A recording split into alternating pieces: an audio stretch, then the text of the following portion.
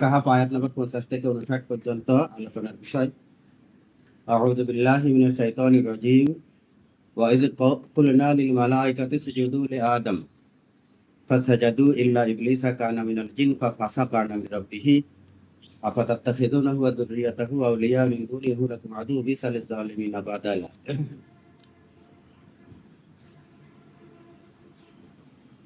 স্মরণ করো সেই সময়ের কথা যখন আমি বলেছিলাম ফেরেশতাদেরকে, উসজুদু, তোমরা সেজদা করো আদমের জন্য। তার মানে আদমকে আল্লাহ আদেশ করেছিলেন ফেরেশতাদেরকে সেজদা করো আদমকে। ফাসজাদু, তারা সেজদা করেছিল। এখানে এটুকুই বলা হয়েছে। অন্য সূরাতে বলা হয়েছে ফাসজাদু কুল্লুহুম আজমাউন, তারা সবাই সেজদা করেছিল, একেবারে সবাই, কেউ পারত না। ইল্লা ইবলিসা, ইবলিস সেজদা করেনি। কানা মিনাল জিন, তবে এই কথাটা অন্য কোনো জায়গায় বলা হয়নি যে ইবলিস ফেরেশতাদের অন্তর্ভুক্ত ছিল নাকি আলাদা ছিল, ওইসব জায়গা বোঝা যায় না। কিন্তু এই জায়গায় আল্লাহ তাআলা পরিষ্কার করে বলেই দিয়েছেন যে ইবলিস ছিল জিন। কানা মিনাল জিন্নে, সে ছিল জিনের একজন। ফাসাকা আন আমরি রাব্বিহি, সে আল্লাহ তাআলার আদেশ থেকে বেরিয়ে গেল, আদেশের অন্তর্ভুক্ত হলো না। এই জায়গায় আমাদের একটু মনে রাখা দরকার যে ফেরেশতাদের সৃষ্টির ভিতরেই এমন কোনো উপাদান নাই, এমন কোনো কোয়ালিটি নাই যে আল্লাহ হুকুম করবে আর ওরা সেই হুকুম পালন করবে না। ফেরেশতাদের মেকিং এর ভিতরেই এমন আছে যে তারা শুধু শুনবে আর পালন করবে। আলাদা চিন্তা করার কোনো, স্বতন্ত্র চিন্তা করার কোনো স্বাধীনতা তাদের নাই। কারণ ফেরেশতারা কিন্তু খেলাফত প্রাপ্ত না, খলিফা না। আর মানুষ হচ্ছে কি খলিফা, জিন ও খলিফার দায়িত্বই পাইছিল। তো এইরকম আহ স্বাধীন চিন্তার যোগ্যতা মানুষের আছে আর জিনের ছিল।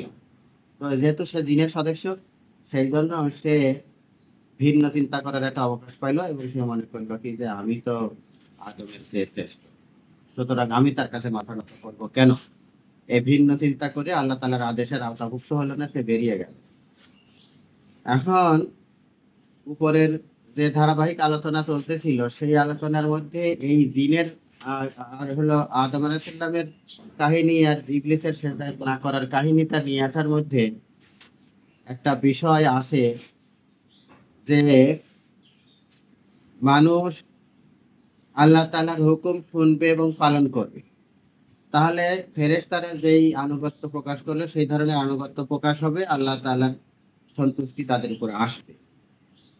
আবার এই জিন যে অবাধ্যতার দৃষ্টান্ত স্থাপন করলো, সে যদি সেই পথ অবলম্বন করে, তাহলে জিনের যেমন পরিণতি, ইবলিসের যে পরিণতি হয়েছে যে সে আল্লাহর দুশমনে পরিণত হয়েছে, শয়তানে পরিণত হয়েছে, জাহান্নামে উপযুক্ত হয়েছে। তো মানুষ যদি এখন আল্লাহর হুকুমের কাছে আত্মসমর্পণ করা বাদ দিয়ে ওই রকম ইবলিসের মতো অবাধ্যতার পথ গ্রহণ করে, তাহলে ইবলিসেরও যে পরিণতি হয়েছে মানুষেরও সেই পরিণতি হবে। এইটুকু আলোচনা করার পরে আল্লাহ তাআলা বলছেন যে একদিকে ফেরেশতারা আল্লাহ তাআলার আনুগত্য করে, আল্লাহ তাআলার হুকুম পালন করে, আল্লাহ তাআলাকে রব বলে জানে, এই হলো এক সাইড। আর ইবলিস হচ্ছে সে স্বাধীনভাবে চলতে চায়, অবাধ্যতা করতে চায়। ইবলিসের চালাচামুন্ডাও থাকবে, তারও একটা কি গ্রুপ আছে, এই দুই গ্রুপ। আফাতাত্তাখিযুনাহু, তাহলে তোমরা কি গ্রহণ করবা তাকে, ইবলিসকে। আফাতাত্তাখিযুনাহু, তোমরা কি গ্রহণ করবা তাকে, ওয়া যুররিয়াতাহু, শয়তানেরও যারা বাচ্চা কাচ্চা আছে, শয়তানের চালাচামুন্ডা আছে, তাদেরকে গ্রহণ করবা আউলিয়া, অলি রূপে, আপনজন রূপে, অভিভাবক রূপে, বন্ধু রূপে গ্রহণ করবা। একদিকে আল্লাহ, অন্যদিকে শয়তান। তোমরা কি শয়তানকে গ্রহণ করবা আপনজন হিসেবে? অথচ আউলিয়া মিন দুনি, আমাকে ছেড়ে, আল্লাহ বলছেন আমাকে ছেড়ে তুমি শয়তানকে গ্রহণ করবে। ওয়াহুম লাকুম আদু, অথচ শয়তানটা তোমাদের শত্রু। দেখা যায় কি শয়তান আমাদের বন্ধু, আপনজন, খুব মিষ্টি মিষ্টি কথা বলবে, খুব লোভনীয়। এর আগের দিনকার যেদিন আমার আলোচনা ছিল সেদিন বলেছিলাম যে আল্লাহ তাআলা জিবরাইল ফেরেশতাকে বলেছিলেন যে জান্নাত দেখে আসো, জাহান্নাম দেখে আসো। তখন জাহান্নামকে দেখা গেছিল খুব আকর্ষণীয় দিয়ে আবৃত করা এরা। এই শয়তান তো আকর্ষণীয়, লোভনীয় রূপে আমার সামনে আসবে, অথচ ভিতরে ভিতরে সে তো আমার দুশমন। তো আল্লাহ তাআলা বলছেন তাহলে আমাকে বাদ দিয়ে কি তাকে তোমরা গ্রহণ করবে অলি রূপে, আপনজন রূপে, বন্ধু রূপে? যদি গ্রহণ করে তাহলে বিষয়টা কিরকম? বিইসা, কত না জঘন্য, লিজ্জালিমিনা, জালেমদের জন্য, বাদালা, বিনিময়। আল্লাহকে ছেড়ে দিচ্ছে, শয়তানকে গ্রহণ করতেছে। তাহলে বিনিময় হলো না, আল্লাহকে ছেড়ে দিচ্ছে আর শয়তানকে গ্রহণ করছে। কি জঘন্য বিনিময়টা তারা করলো! এবং এরই পরিণতিতে আল্লাহ তাআলাকে গ্রহণ করলে জান্নাত ছিল, আর শয়তানকে গ্রহণ করলে জাহান্নাম আসলো। তো জান্নাত ছেড়ে দিয়ে জাহান্নাম গ্রহণ করলো, কি জঘন্য বিনিময় তারা গ্রহণ করলো।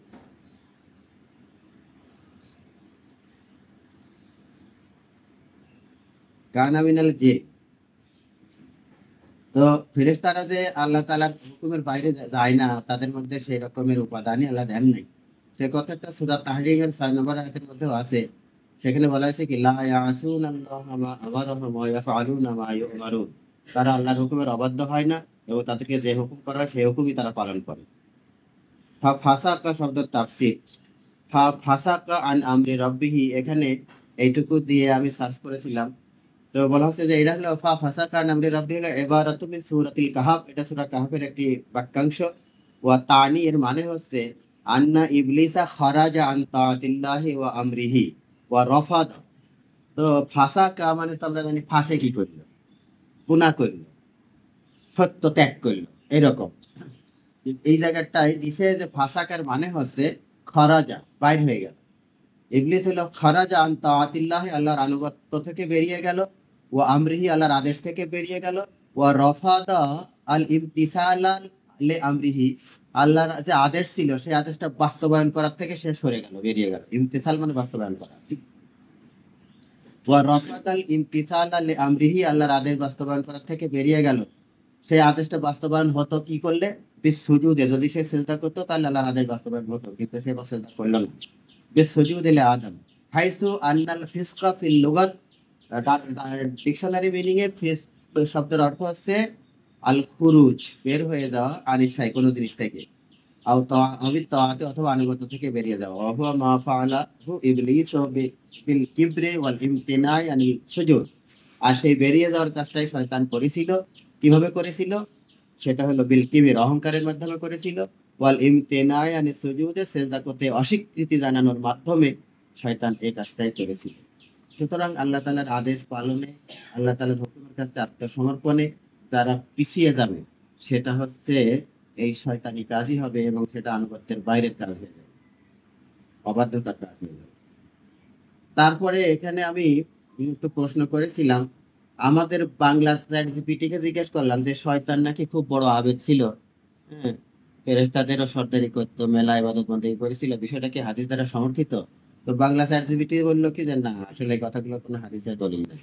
আবার আরবিতে দিলাম যে হালকা না ইবলিস আবদান সালেহান, এরকম করে একটা লিখে দিলাম। তখন বলছে নাম, আরবি চ্যাট জিপিটিতে নাম, হ্যাঁ, সে হচ্ছে গা ওইরকম আবেদ ছিল। ইউতাবারু ইবলিস ফিন নুসুসি দ্বীনিয়াতি আবদান সালেহান মুকসিরাল লিল ইবাদা। ইবলিসকে গণ্য করা হয় বিন নুসুসি দ্বীনিয়া, দ্বীনি অনেক বর্ণনায়, যেটা হচ্ছে সেখানে বলা হয়েছে আবদান সালেহান মুকসিরান। সে আবিদে সালেহ তো ছিলই, এবং এবাদতের দিক থেকে সে মুকসিরান ছিল, কাথির ইবাদত করত।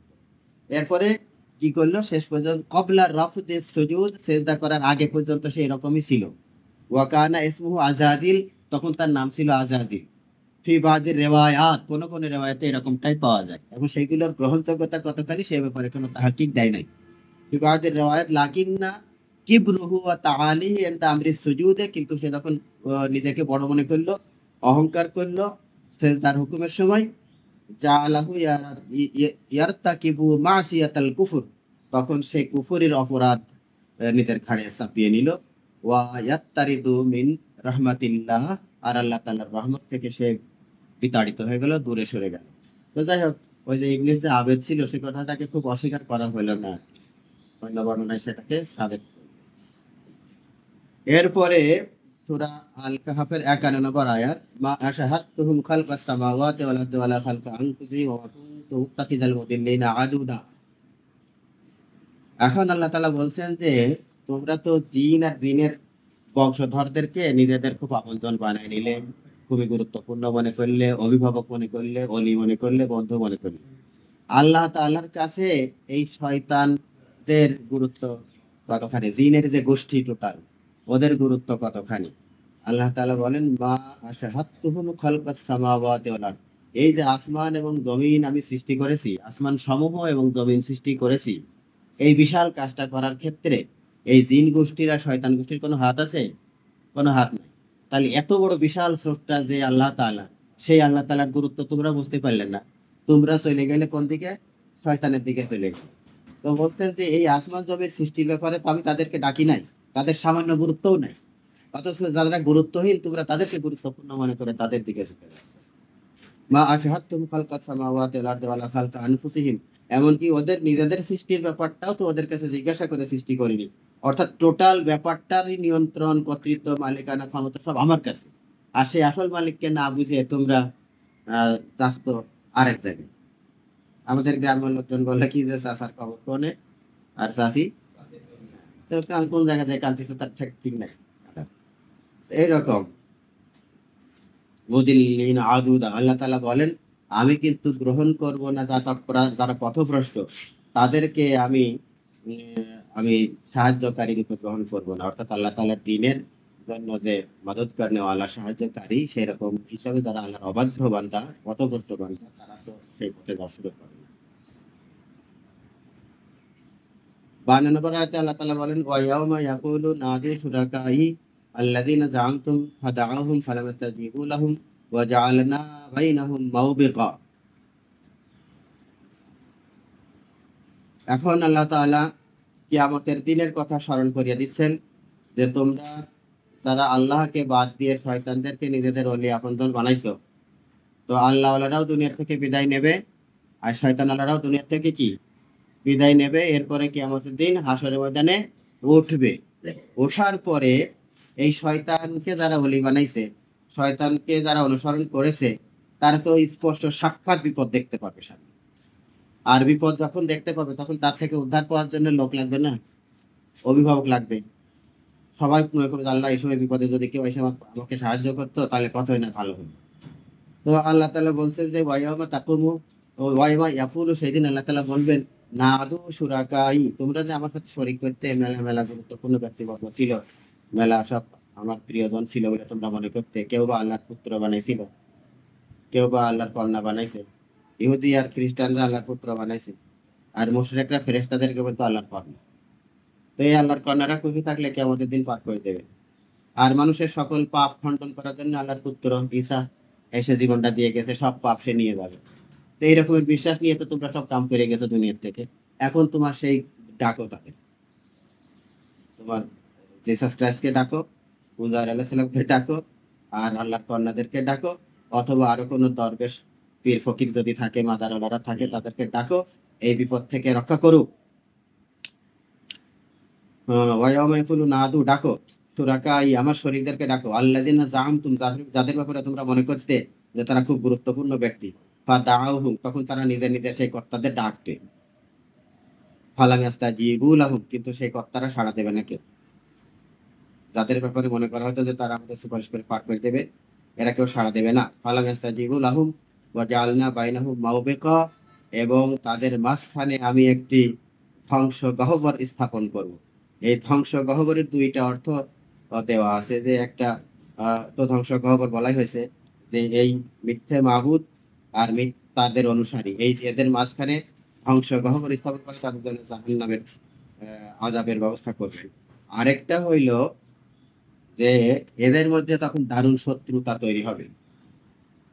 দুনিয়াতে খুব আপনজন করে শ্রদ্ধায় মাথা নত করেছে তার কাছে, যার জন্য ভোগ দেছে, যার জন্য কত কিছু করেছে, মাজারে যে সেজদা করে, মাজারে যে শুয়ে আছে তার জন্য, তার ভক্তির তো শেষ নেই। এই ভক্তি এরা শত্রু হয়ে যাবে। এরকম করে যা মিথ্যে মাবুদ টাবুদরা আছে, মিথ্যে মাবুদ আর তাদের অনুসারীদের মাঝখানে দারুণ শত্রুতা তৈরি হবে। এই মাহবেকা দ্বারা সেই অর্থও করা যায়, সেটাও গ্রহণযোগ্য অর্থ। আর একটা হচ্ছে তাদের জন্য জাহান্নামের গহ্বর রেডি থাকবে, তারা সেখানে বুঝবে যে হ্যাঁ এখন এখানেই আমাদেরকে যেতে হবে। রাল মুজরিমুন নার, এই অপরাধীরা জাহান্নাম দেখতে পাবে। ফাজান্নু, তারপরে বুঝতে পারবে, ধারণা করবে বা বিশ্বাস করবে যে আন্নাহুম মুওয়াকিউহা, এই এই জাহান্নামের মধ্যে আমাদের যাওয়া লাগবে এখন। ওয়ালাম ইয়াজিদু আনহা মাসরিফা, আর এই জায়গা ছাড়া অন্য কোনো জায়গা আর নাই, অন্য কোনো আশ্রয়স্থল নাই। যে জাহান্নাম সামনে দেখতে পাচ্ছি ওই জাহান্নামে নিক্ষিপ্ত হওয়া লাগবে, এখান থেকে ভেগে যাওয়ার কোনো সুযোগও নাই। আর এইটা বাদ দিয়ে দ্বিতীয় কোনো আশ্রয়স্থলও নাই, এই জায়গায় যাওয়া লাগবে। ওয়ালাম ইয়াজিদু আনহা মাসরিফা ওয়ালাকাদ সাররাফনা ফি হাদাল কুরআন। এই যে দৃষ্টান্ত দিয়ে দিয়ে বলা হলো, শয়তানদের কথা বলা হলো, জিনের কথা বলা হলো, ইবলিসকে বিষয়টা বলা হলো, এসব কিছু আল্লাহ তাআলা উদাহরণ দিয়ে দিয়ে বলেন বলেন যে আমি বিস্তারিত এক একটা কথা বারবার করে নানান ভাবে করে মানুষকে বুঝাই। লাকাদ সাররাফনা ফি হাদাল কুরআন, এই কোরআনে আমি বিভিন্ন ভাবে আমি আমার বিষয়গুলো মানুষকে বুঝাই। কার জন্য বুঝাই? লিন্নাস, মানুষের জন্য বুঝাই। মিন কুল্লি মাসালিন, সব রকমের দৃষ্টান্ত দিই, যে রকম দৃষ্টান্ত দিলে মানুষ বোঝে প্রয়োজনীয় সেরকম দৃষ্টান্তগুলো আমি দিই। ওয়া কানাল ইনসান, কিন্তু মানুষের স্বভাবটা হচ্ছে এরকম, আকসারা শাইইন জাদালা, অধিকাংশ ক্ষেত্রে খালি সে ঝগড়া করে। সহজভাবে যে বুঝটার সামনে দেওয়া হয় সেই বুঝটা নেয় না, না নিয়ে সে হলো বিতর্ক করে। বিতর্ক করলে পরেই বোঝা যায় যে সে হলো গ্রহণযোগ্যতার গ্রহণ করার লাইন থেকে সরে অবাধ্যতার লাইনে চলে যায়। তো এই হলো মানুষের স্বভাব, যে সে অধিকাংশ ব্যাপারে শুধু বিতর্ক করে, রিসিভ করতে চায় না, অ্যাকসেপ্ট করতে চায় না, রিজেক্ট করতে চায়। ওয়ামা মানাআন নাসা আইয়ুমিনু ইয জাআহুমুল হুদা ওয়া ইস্তাগফিরু রাব্বাহুম ইল্লা আন তা'তিয়াহুম সুন্নাতুল আওয়ালিনা আও ইয়া'তিয়াহুমুল আযাবু কুবুলা। মানুষের সামনে যখন হেদায়েত আসে, মানুষের সামনে যখন হেদায়েত আসে, আল্লাহ রসুলগণ এসেছেন আগেও, আমাদের রসুলও এসেছেন। আল্লাহ তাআলা আগেও কিতাব নাযিল করেছেন, আমাদের কিতাব নাযিল করেছেন। এই হক যখন মানুষের কাছে আসে, তখন মানুষ সেটা গ্রহণ করে না কেন? ওমা মানাআন না, মানুষকে বাধা দেয় কিসে? দেখবে, মেনে নেবে। এই ক্ষেত্রে বাধাটা কি? ওমা মানাআন নাস, মানুষের বাধা দেয় কোন জিনিস? বাধা দেয় হলো, আচ্ছা, মানুষ গ্রহণ করে না হেদায়েত আসলে, ওয়া ইস্তাগফিরু রাব্বাহুম, আল্লাহর কাছে ইস্তেগফার করে না, ক্ষমা চায় না। বাধা দেয় কোন জিনিস? ইল্লা আনতা আতিয়াহুম সুন্নাতুল আউয়ালিন, তারা দেখতে চায় আগেকার নবীদের আমলে আল্লাহ তাআলার যে সুন্নাত ছিল সেই সুন্নাতটা তারা দেখতে চায়। নূহ আলাইহিস সালামের সময় আল্লাহ তাআলা তাওরাত বহুকাল ধরে নূহ আলাইহিস সালাম দিয়েছিলেন, আর ওরা খালি রিজেক্ট করতেছে। নূহ আলাইহিস সালাম বলেন যে ইন্নী দাআউতুহুম লাইলান ওয়া নাহারা, আমি তাদেরকে রাত দিন ডেকেছি। ইন্নী আ'লানতু লাহু, তাদেরকে প্রকাশ্যেও ডেকেছি, ওয়া আসরারতু লাহু, এবং তাদেরকে গোপনেও ডেকেছি। ইন্নী আ'লানতু লাহু ওয়া আসরারতু লাহু ইসরারা ফাকুলতু ইস্তাগফিরু রাব্বাকুম, তারপরে বলেছি যে তোমরা আল্লাহর কাছে ক্ষমা চাও। এসব কথাবার্তা বলেছি। কিন্তু ফালাম ইয়াজিদহুম দুআই ইল্লা ফিরারা, আমি তাদের ডাকি আর ওরা খালি ফেরারি। ফেরারি মানে কি? পালায়, আমার দেখলেই পালায়। তো এই যখন তাদের অবস্থা এইটা যখন হলো, তখন আল্লাহ তাআলার সুন্নাত কি আসলো? সুন্নাত আসলো এই যে তুফান হয়ে গেল। নূহ আলাইহিস সালামকে আল্লাহ তাআলা নৌকা বানাতে বললেন, তুফান হয়ে সব সাফ করে দিল। অন্যান্য নবীদের আমলেও কারোর উপরে হচ্ছে সাইহাতা ওয়াহিদা, দারুণ জোরে শব্দ হয়েছে, মেঘের গর্জন মরে গেছে। কারোর হয়েছে কি?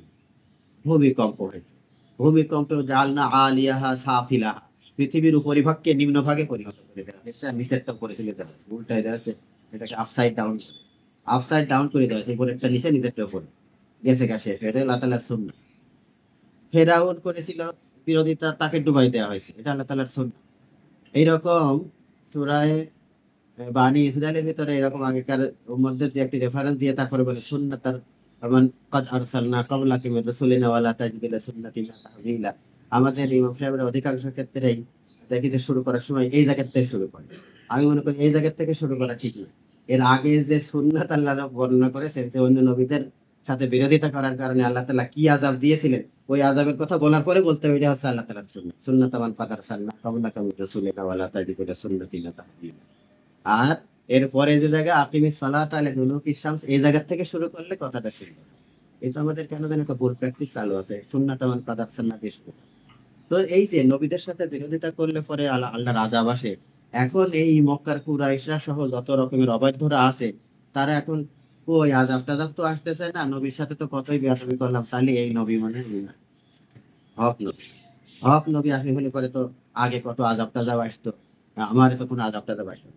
আচ্ছা, এই লোকরা যে আযাব দেখে তারপরে ঈমান আনবে, এই এই অপেক্ষায় বসে আছে।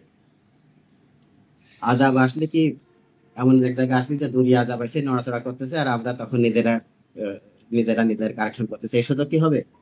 আযাব তো মাথার উপর এসে পড়ে, তখন তো আর নিজে কারেকশন করার কোনো সুযোগ থাকবে না। যেমন ফেরাউনের পানি ডুবাতে আরম্ভ করলে তখন তখন সে বলল কি যে আমানতু বিমা আমানা বিহি বানি ইসরাইল, বানু ইসরাইল যার উপর ঈমান এনেছে আমি তার উপর ঈমান আনলাম, সেটা কি কোনো কাজে লাগবে না? তাহলে আযাব চাইতে গেলে তার কোনো কাজে লাগে না। এই সমস্ত মূর্খরা সেই আযাবের অপেক্ষায় আছে। সেজন্য বলা হয়েছে যে ওমা মানা'আন নাসা আইয়ুমিনু ইয জাআহুমুল হুদা ওয়া ইস্তাগফিরু রাব্বাহুম, যখন হেদায়েত আসবে তখন ঈমান আনবে, ইস্তেগফার করবে। সেক্ষেত্রে একটাই মাত্র যিনি বাধা দিয়েছে যে সুন্নাতুল আওয়ালিন, আগেকার সুন্নাত তাদের উপর আসুক, তা এটা তারা দেখতে চাচ্ছে। আও ইয়াতিয়াহুমুল আযাবু কুবুলা, একদম সামনাসামনি আযাব এসে হাজির হয়ে যায়, এইটা তারা দেখতে চাচ্ছে। এখানে তাফহিমুল কোরআনে একটা কথা লিখছে কি যে পিটুনি খাওয়া ছাড়া কেউ সোজা হতে চায় না, পিটুনি না দিলে কেউ সোজা হতে চায় না। আসলে ওরা পিটুনির অপেক্ষায় আছে। এটা মানুষ অনেকে আযাব দেখতে চায়। ওই যে আবু জেহেল বনায় পদযুদ্ধে বের হওয়ার সময় কইছিল যে আল্লাহুম্মা ইন কানা হাযা হুয়াল হক ফাআমতির আলাইনা হিজারাতাম মিনাস সামাই আও ইতিনা বিআযাবিন আলীম। উনি যদি সত্য হয় তাহলে পরে আমাদের উপর আকাশ থেকে আযাব নাযিল করে দেন। ফাআমতির আলাইনা হিজারাতাম মিনাস সামাই, আকাশ থেকে পাথরের বৃষ্টি বর্ষায় দেন। যে এতটাই অবিশ্বাস করতে যে আমরা আযাব চেয়ে নিচ্ছি। কোন জায়গায় যেন আছে ওয়াইয়াদুল ইনসানু বিশ-শাররি দুআহু বিল খাইর ওয়া কানা আল ইনসানু আজুলা, এরকম। ওয়াইয়াদুল ইনসানু বিশ-শাররি দুআহু বিল খাইর, যেভাবে কল্যাণ কামনা করা উচিত ওরা সেভাবে অকল্যাণ। তার মানে কি শাস্তি দেখবে তারপরে হচ্ছে তারা এটা হচ্ছে তাদের টেন্ডেন্সি। আল্লাহ তাআলা বলেন ওমা নুরসিলুল মুরসালিনা ইল্লা মুবাশশিরিনা ওয়া মুনযিরিন ওয়া ইউজাদিলুল লাযিনা কাফারু বিল বাতিলি লিইউদহিদু বিহিল হাক্কা ওয়া ইত্তাখিযু আয়াতি ওয়া মা উনযিরু হুজুয়া ওমা নুরসিলুল মুরসালিনা ইল্লা মুবাশশিরিনা ওয়া মুনযিরিন। ওই যারা অবাধ্য, আল্লাহর অবাধ্য বান্দা, মুশরিক, ইহুদি খ্রিস্টানরা, ইহুদি খ্রিস্টানদের কথা এখানে বলা হয়নি, মুশরিকদের কথাই বলা হয়েছে। ওরা বলে কি যে হচ্ছে তুমি যদি আল্লাহর নবী হতে আযাব এসো, এক খণ্ড এক খণ্ড আকাশ ভেঙে আমাদের উপর ফেলাই দাও। হ্যাঁ, তো এই সব আযাব নবীর কাছে চায়। আল্লাহ তাআলা বলছে যে আমি তো নবী আযাব দেওয়ার জন্য পাঠাইনি, নবী কিন্তু আযাব দেওয়ার জন্য পাঠাইনি। আল্লাহ তাআলা বলছেন ওমা নুরসিলুল মুরসালিনা ইল্লা মুবাশশিরিনা ওয়া মুনযিরিন, আমি তো নবী পাঠাই হচ্ছে সুসংবাদ দানকারী রূপে আর সতর্ককারী রূপে। নবী কিন্তু আযাব দিতে আসেন, নবী কিন্তু আযাব দিতে আসেন। যেমন রাজনৈতিক দলের কর্মীরা মানুষকে রাজনৈতিক দাওয়াত দেয়, অমুক দলে যোগ দেন, কিন্তু যদি কেউ অপরাধ করে তাদেরকে ধরে নিয়ে জেলখানায় দিতে হয়, তার জন্য তো রাজনৈতিক লিডার আসে না, তার জন্য কে আসে? কালো পোশাক পরালারা আসে বা ইউনিফর্ম পরালারা আসে, তারা ধরতে আসে। তো আল্লাহর ইউনিফর্ম পরালারা তো ফেরেশতা, আল্লাহ যদি আযাব দেয় তো ফেরেশতা দিয়ে দেবে, নবী দিয়ে কোনোদিন আযাব দেয় না। ওমা নুরসিলুল মুরসালিনা ইল্লা মুবাশশিরিনা ওয়া মুনযিরিন, আমি তো নবী পাঠাই শুধু সুসংবাদদানকারী আর সতর্ককারী রূপে, কিন্তু এরা খালি ঝগড়া করে। ওয়া ইউজাদিলুল লাযিনা কাফারু, কাফেররা ঝগড়া করে অন্যায়ভাবে, অন্যায়ভাবে ঝগড়া করে। কাফারু বিল বাতিলি লিইউদহিদু বিহিল হাক্কা, তারা হককে কি করতে চায়? তারা হককে বাধাগ্রস্ত করতে চায়, হককে তারা হেয় করার চেষ্টা করে, বাধাগ্রস্ত করার চেষ্টা করে। তারা আমার উপাসনা বলি এবং যা দিয়ে তাদেরকে সতর্ক করা হয়েছে সেগুলো নিয়ে বিদ্রুপ করে। তারা রাসূলের সাথে বিদ্রুপ করে, রাসূলের উপরে নাজিলকৃত আয়াত সমূহ নিয়ে বিদ্রুপ করে। এইভাবে করে তারা ঠাট্টা বিদ্রুপ করেই রাসূলকে দমাই দিতে চায়। তারা রাসূলের কাছে আযাব চায়, আসলে আযাব চাওয়ার উদ্দেশ্য না। আবার কখনো বলে কি ওয়া ইয়াকুলুনা মাতা হাযাল ওয়াদু ইন কুনতুম সাদিকিন, তোমরা কিয়ামতের কথা বলছো, কিয়ামত কবে হবে? এখানে তাফসীরে লেখে কি যে আসলে কিয়ামত কয় তারিখে কোন সালে হবে ওইটা জানা তাদের উদ্দেশ্য না, আসলে ওইটা দ্বারা অবিশ্বাস করা উদ্দেশ্য, নবীদের কথাকে তাচ্ছিল্য করে খেদায় দেওয়া উদ্দেশ্য। কবে হবে কিয়ামত, এরকম। লিইউদহিদু বিহিল হাক্কা ওয়া ইত্তাখাযু আয়াতি, তারা আমার আয়াতকে গ্রহণ করে। ওমা উনজিরু হুজুয়া, আর যে বিষয়ের ব্যাপারে তাদেরকে সতর্ক করা হয়, তাদেরকে জাহান্নামের আযাবের কথা বলা হয়, আল্লাহ তাআলার শাস্তি সুজার কথা বলা হয়, এই জিনিসগুলোকে তারা ঠাট্টার পাত্র, ঠাট্টার উপকরণ বানায় নেয়, তারা ঠাট্টা করে। পরে যে জিনিস নিয়ে ঠাট্টা করে সেই জিনিসই তাদের ঘিরে ফেলে, কিছু করতে পারে না।